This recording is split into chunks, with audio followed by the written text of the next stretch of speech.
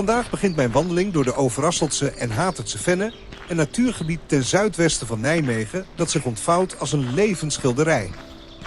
Het is een plek waar de tijd lijkt trager te tikken, waar de natuur haar eigen ritme dicteert en waar de subtiele schoonheid van een unieke waterhuishouding zich aan de oplettende wandelaar openbaart. Dit is geen doorsnee natuurgebied. De Overasseltse en Hatertse Vennen vormen een complex mozaïek van habitats, nauw met elkaar verweven en volledig afhankelijk van de hemel erboven. Elke regenbui, elke dauwdruppel draagt bij aan het fragiele evenwicht van dit ecosysteem. Er is geen aanvoer van water uit beken of rivieren. Het is puur het regenwater dat de vennen voedt, de heide nat houdt en de levensader vormt van al het leven hier. Deze afhankelijkheid maakt het gebied extra kwetsbaar, maar tegelijkertijd ook uitzonderlijk en van onschatbare ecologische waarde. Onze wandeling voert ons langs een reeks van deze vennen, elk met een eigen karakter en een eigen verhaal. Sommige liggen verscholen in het bos. Hun donkere wateroppervlakken reflecteren het bladerdak als natuurlijke spiegels. Andere strekken zich uit als open vlaktes, omzoomd door biezen en riet, waar de wind vrij spel heeft en de zon het wateroppervlak laat glinsteren. We zullen de variatie ervaren, de subtiele overgangen tussen de verschillende watertypes, van voedselarm en helder tot voedselrijk en troebel, elk met zijn eigen specifieke flora en fauna. Het gebied is een lappendeken van landschappen. Dichte bossen met statige bomen maken plaats voor uitgestrekte heidevelden, die in de late zomer purper kleuren onder de zon. Hier en daar steken oude rivierduinen omhoog, stille getuigen van een ver verleden toen de Maas een ander pad volgde.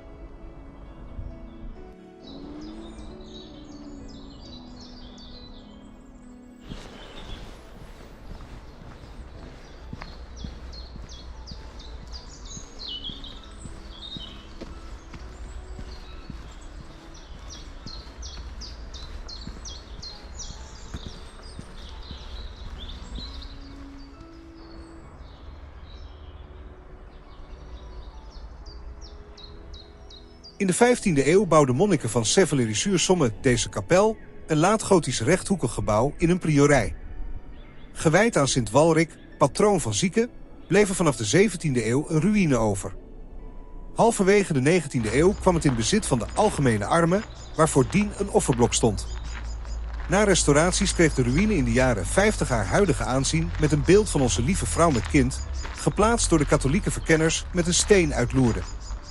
Sinds 1986 beheert Monumentenstichting Baat en Borg het gebied. Hoewel een legende Karel de Grote een Sint-Willibrordkapel toedicht, was deze oorspronkelijk voor Sint Walrick. Rond de ruïne leeft de traditie van de koortsboom voort, met lappen stof in een nabijgelegen eik, een tastbaar teken van hoop op genezing.